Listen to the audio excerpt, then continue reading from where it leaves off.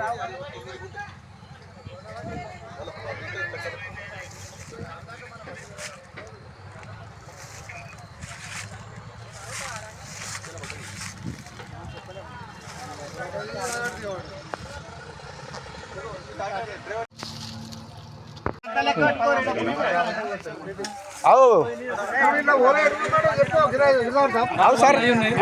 ఒక నిమిషం ఒక నిమిషం సార్ నా పొలం ఇది ఒక్క నిమిషం సార్ ఒక్క నిమిషం ఆగు నేను చెప్పనిస్తున్నా కదా సార్ నేను చెప్పనిస్తున్నా కదా ఒక్క నిమిషం అవును నేను ఏమంటున్నా సార్ వీడికి వచ్చారు మీరు వచ్చిన మీ పొలం ఏమైంది మీరు అడిగిరా డాక్టర్ ఎటు పోవాలి డాక్టర్ గురించి మాట్లాడుతున్నారు ఇప్పటిదాకా నేను ఈ దాకా బెట్టింగ్ చేస్తే కూడా మీరు డాక్టర్ కోసం కొట్లాడుకుంటారు కానీ వీడికి వచ్చి మళ్ళీ నువ్వు నన్ను అడగాల నేను నిన్ను అడగాల నేను గంట సేపు నిలబడ్డా నేను నీకు సమస్య నువ్వు మళ్ళీ నాకే తాగేవాడికి అవు సార్ ఒక రైతు నష్టపోయాడు రైతు ఎక్కడ పోయినా నువ్వు అడగవా ఏమడిగినావు నువ్వు ఏమడిగినావు నువ్వు వాళ్ళు శివాన గురించి పెంచారు నేను ఇష్టం శివాన వచ్చి పర్మిషన్ ఇచ్చారు ఆ శివాన పర్మిషన్ తీసుకొని ఇట్లనే చేస్తారా మీరు ఆఫీసర్లతో కుమ్మకాయ ఏం చేస్తామనుకుంటున్నారు మరి ఒక ఆఫీసర్ వచ్చినప్పుడు ఎట్లా ఉండాలి పొలం ఖరాబ్ అయింది నేను లెక్క ఏమది మన ఫస్ట్ రైతు దగ్గర పోదాం పని అనాలి ఒక ఆఫీసర్ వీడికి వచ్చి డాక్టర్లు ఇటు పంపించాలి అటు పంపించాలని చెప్తుండు కానీ ఇట్లా నష్టపోయిన దాని గురించి మాట్లాడతాడు ఆయన అరే అన్న నువ్వు మస్తు సార్ చూసినా సార్ నేను వీడికి వచ్చినావు ఆడికి పోయినావు నువ్వు మాట్లాడేది నేను ఇప్పుడు నువ్వు మాట్లాడి నేను వింటాం సార్ మేము చెప్పింది నువ్వు వినవా నేను చెప్పింది సార్కి ఏమనుకుంటున్నాం మేము నువ్వు ఇప్పుడు మీరు వచ్చారు కాబట్టి మళ్ళీ అట్లా నువ్వు డాక్టర్ గురించి మాట్లాడకపోతే మేము మాట్లాడకపోతే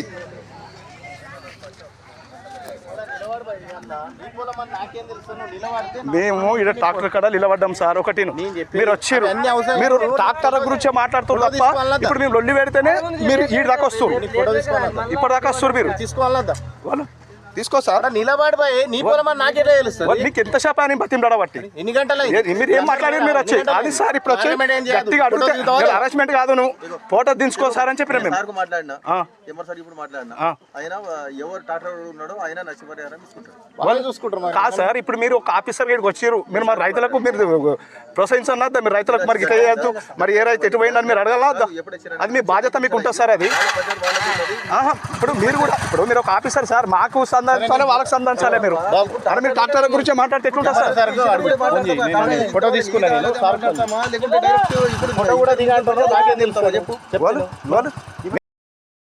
ఏం పేరు నీది? నా పేరు వెంకట్. వెంకట్ అంటే ఏ ఊరు? వాడి నాగరేట్పేట మండల్. వాడి ఊరా? మాది వాడి విలేజ్. ఏమైంది? అయితే సార్ ఏం లేదు, మాది మంజూరా నది అని గోల్లింగాల శివారు నుంచి ఉంటుంది మాకు. అయితే ఆ మంజూరా నది నుంచి తేలిన ఇసుకను తేలినట్టు ఇసుక రవాణా చేస్తారు. దానిపై వాళ్ళు దేని మీద చేస్తున్నారు? ఎవిట్ల మీద చేస్తారు? ట్రాక్టర్ల మీద. ట్రాక్టర్ల ఇసుక రవాణా చేస్తారు. ఇంచుమించు ఎన్ని ట్రాక్టర్లు ఉంటాయి? 40 ట్రాక్టర్లు సార్. అవి 40 ట్రాక్టర్లతో రోడ్డు మన ఇసుక రవాణా చేస్తూ మా పంట భూములలో నష్టం జరుగుతుంది. ట్రాక్టర్లు బొల్త పడడం కానీ మళ్ళా మాకు ఎంతో నష్టం జరుగుతుంది. అది మేము ఎంతో మందికి పోయి చెప్పుకున్నా మాకు ఎవరు సహకరిస్తలేరు. కానీ మేమేం చేసినాం, అధికారుల క్షేత్రకి వెళ్తే మన డిపార్ట్మెంట్లో రెవెన్యూ డిపార్ట్మెంట్ ప్రకారంగా పోతే వాళ్ళు కూడా మాకు అనుకూలిస్తలేరు. వాళ్ళు అనుకూలించకపోతే ఇంకోళ్ళ దగ్గర కన్నా పోయినా మేము నాగారెడ్డిపేట పిఎస్ కూడా పోయి పిటిషన్ ఇవ్వడం జరిగింది. దరఖాస్తు ఇచ్చిన 19 తారీఖు. దేని మీద? ఇసుక ట్రాక్టర్లు ఏవైతే అంటే మీ ఉసుక ట్రాక్టర్లు మీ పొలంలో బోల్డబడి ఉసుకబడి పంట నష్టం జరిగింది. పంట నష్టం జరిగింది. ఒకటి ప్లస్ ఏంటంటే ఆర్ఐ అసిస్టెంట్ జూనియర్ ఈ సీనియర్ ఆయన మేము అడిగితే మాకు రెస్పాండ్ ఇవ్వకపోవడం వలన మేము పిఎస్కి వెళ్ళడం జరిగింది. పోయి మేము అడిగినాం రైతులం, ఏంది ఇప్పుడు మీకు పర్మిషన్ ఉందా అని అడిగినాం. మేము మాకు పర్మిషన్ ఉంది అని రైతులు చెప్పారు. వాళ్ళు ట్రాక్టర్ ఓనర్స్ ఎవరైతే ఉన్నారో వాళ్ళు మా పొలంలోకి వచ్చేసరికి ట్రాక్టర్లు బోల్తా పడ్డాయి. ఎందుకు బోల్తా పడ్డాయి? రోడ్డు కరెక్ట్ లేదా? రోడ్డు కరెక్ట్ ఉంది, కానీ వాళ్ళు ఏం చేస్తున్నారంటే అక్కడ వేరే జాలలో క్రాస్ చేసుకోలేక పొలం విషయానికి వచ్చేసరికి క్రాస్ చేసి ఆగలేక వాళ్ళు కొంచెం ఓపికతో వస్తే ఏం ప్రాబ్లం ఉండకపోవు. స్పీడ్గా వచ్చాను. స్పీడ్గా వచ్చేసి క్రాస్ చేసి పొలంలో రోడ్డు గుంతలు ఉందా?